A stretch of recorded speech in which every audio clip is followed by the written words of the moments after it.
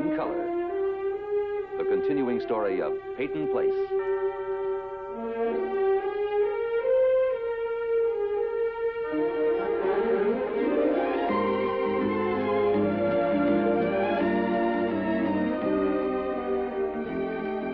Starring Ed Nelson as Michael Rossi. Ryan O'Neal as Rodney Harrington. Barbara Parkins as Betty Anderson. Christopher Connolly as Norman Harrington. Patricia Morrow as Rita Harrington. James Douglas as Stephen Cord. Elizabeth Walker as Carolyn Russell. And also starring Barbara Rush as Marcia Russell.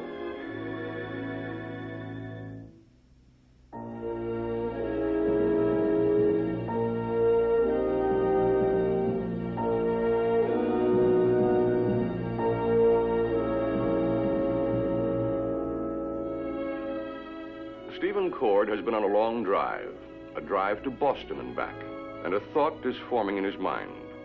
Something's wrong in Boston. Something involving his late grandfather, Martin Peyton.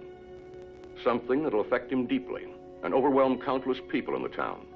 It's only a thought, the barest beginning of a concept. But as Stephen heads for his office, he is convinced he's onto something. Something big. Good morning, Mrs. Nolan. Good morning, Mr. Cord. How is Boston? It's cold. Oh, would you place a call to Bill Kennerly, please? Senior, that is. Mr. Cord, I'm sorry, but Mrs. Harrington is waiting for you inside. Oh, all right, hold the call. It's nice of you to drop in, Mrs. Harrington. I'm afraid you caught me at a bad time. I have several urgent phone calls to make. Now, if you'll please get out of my chair, I've got some business. Then, perhaps you'd like me to wait outside. Your business won't take too long. I presume this isn't a social call. No, Stephen, this is not a social call, and it shouldn't take up too much of either of our time. Just long enough to make the purchase of the Peyton house. I hope this figure is satisfactory. How many times do I have to tell you the house is not for sale? Not for any price. It's more than twice the market value I had it appraised. Well, it's staggering. I do believe you're impressed.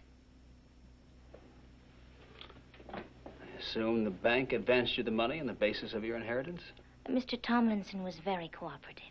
Oh, I'm sure he was. If the amount is satisfactory, we can start with the escrow as soon as possible. And Rodney?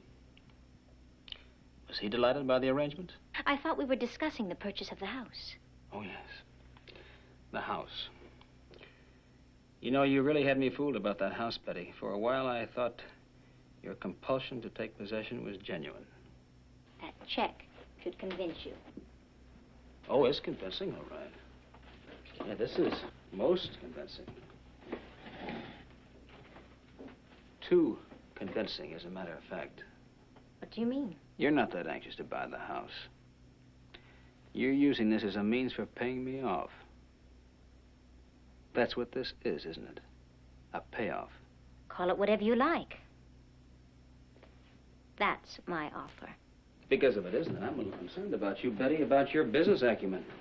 I mean, you can't go around paying twice the value for anything that strikes your fancy. You might wind up with nothing at all. My financial affairs really don't have any meaning to you. Oh, I'm just offering a little professional advice. Your husband doesn't have much of a head for business, you know. Really? Should we keep to the business at hand? Well, you don't mind if I define it, do you? This reminds me of one of those old-time westerns, you know. This territory ain't big enough for the both of us, ma'am. All right. Then why should you stay? There's nothing to keep you here, unless you're letting Mrs. Winter make your decisions for you these days, huh? No one makes my decisions. It happens to be my home. You don't have any real roots here, Stephen. Well, what about my practice? Your practice. Well, without Martin Peyton's money or without Martin Peyton's mill, what does it amount to? Not much. Measured against the estate you'll be coming into. There's only one reason you came here, and that was to carve out a piece of the Peyton action. I was doing pretty well. For a while. Well, it's over, Stephen. whatever hopes you had for staking a claim to Mr. Peyton's money and power. Martin Peyton is dead. It's a pity he can't see you now. He'd be mighty proud. You not only inherited his estate, but his passion for manipulating people as well. Are you going to accept my offer? Beautiful. You still consider this a bona fide real estate deal? That's all it is as far as I'm concerned. With a healthy bonus for me to get lost if I accept the offer. Haven't we played cat and mouse long enough? I thought you were, busy. Well, offers like this don't pop up every day. Well, in that case, it would be a good idea to take advantage of this one. Well, I'll have to think this over for a while, at least a couple of days. So why don't you hold on to this? You know, you might have second thoughts about it. I won't. Your decisiveness is very impressive, Mrs. Harrington. Oh, and Stephen, I won't be needing your services. Thank you for coming. I'll be in touch. Miss Nolan, you can put that call through to Mr. Kennerly now. Yes, sir.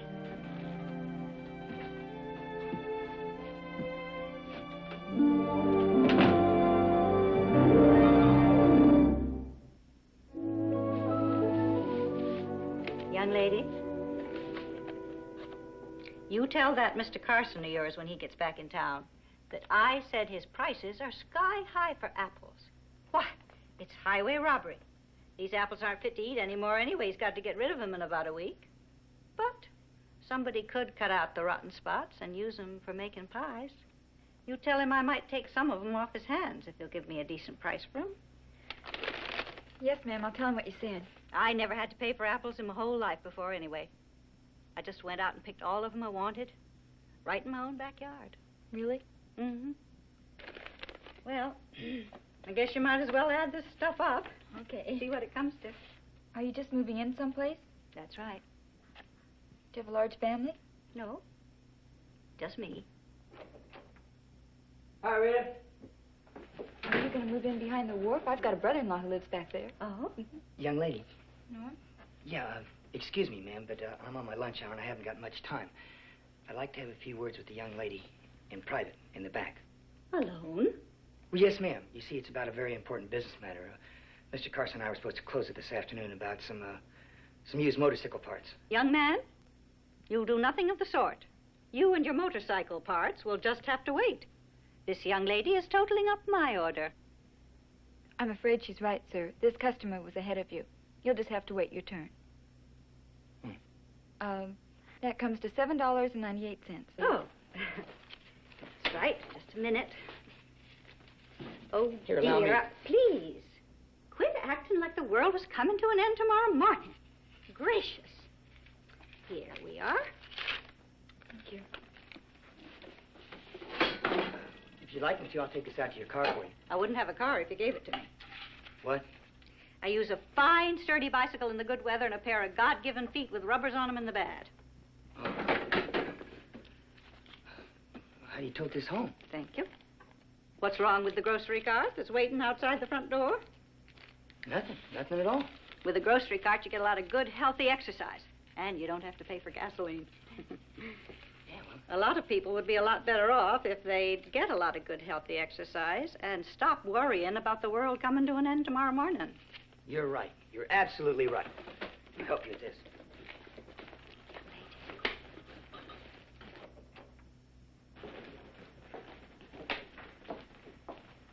Yes, ma'am?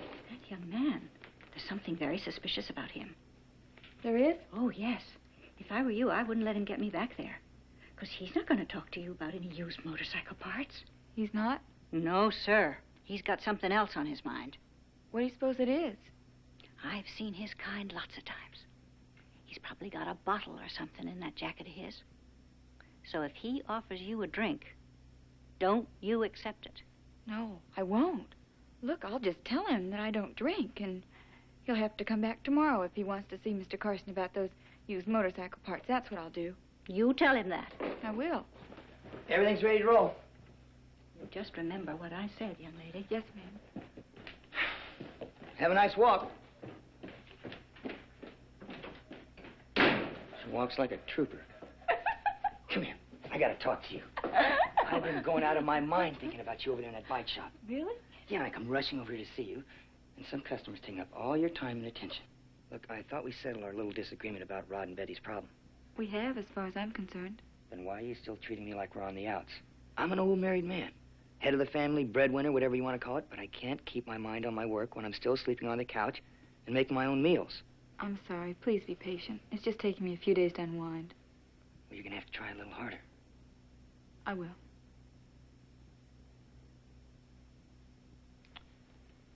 Look, I've got a good idea. Why don't you come over to the bike shop and keep me company? I can't. Why not? Because Mr. Carson's not back from White River yet. Well, when's he getting back? I don't know, sometime this afternoon. Well, when he gets back, will you come over and keep me company for the rest of the afternoon? Okay. Well, I'll see you. Bye.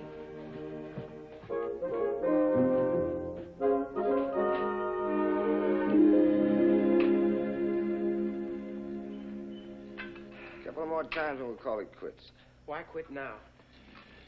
Because I said so. I'm not tired. It's good. Look, the more I work out, the faster I get rid of that thing, right? No, wrong. It's not so simple. See, every move we make is planned scientifically. Let's go. Take it easy. Why? Because I don't like getting shoved around, that's Well, all. you're off the distance and you'll get pushed around. You think you know more than I do, right? All my training, all those years, but you know more, right? Yeah, well, maybe I do. Well, you don't. Now, let's go. I gotta take you home and be back here in half an hour. What do you think you're doing? I feel like taking a walk. Sit down. Rod, you're not ready yet. Stay away from me, I will. Look, Rod, in a couple of weeks. Stay away. Just keep away. Rod, you got I'm gonna walk. You got all the time in the world. Let's go. Sit.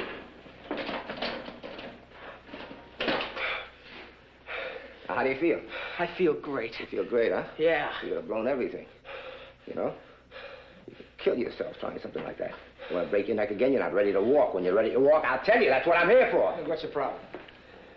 Dr. Rossi, maybe you can talk some sense to this kook. I turned my back for a second. He's out of that wheelchair, trying to take a walk. What do you mean, trying? All right, listen, let me talk to him for a minute, huh?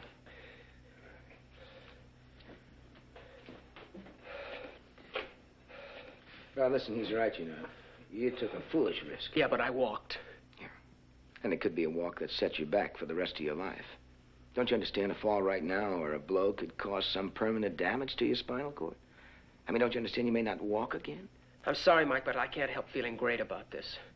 Well, I can understand that, too, to a point. But what about all the hours that you've put in now in therapy? I mean, I hate to see you throw those away, and the work that Chuck and Dr. Miles have put in. I hate to see you throw it all away just because you've suddenly become impatient. Impatient? All right, maybe that's not the right word to describe exactly how you feel, but... Well, I hate to see you throw all that away now, particularly since you've come so close. How close? Well, I can't give you just an arbitrary date or a time, like September 7th or at 6 o'clock or anything. See, Betty and I were married shortly before my accident. I know. And I know it's been rough on both of you. It's been an ordeal for her, too. Rod, look, I don't have to tell you that Betty is a very special person. And I've been talking with her throughout this whole ordeal of yours with the therapy and the recovery. And she has a lot of courage and a lot of strength. And, well, she has a lot of patience, too. When can I take her on a honeymoon? A real honeymoon? When are we going to be able to be together again? Well, that's going to depend on you. It's going to depend on whether or not you take any more foolish chances like you have today. If I don't, if I do as I'm told, if I obey orders... All right. Believe me, it's not going to take too long. Come on, ease off, will you? Okay. Chuck? Chuck? Well, I guess I owe you congratulations after all, huh? What? You did your solo flight, huh?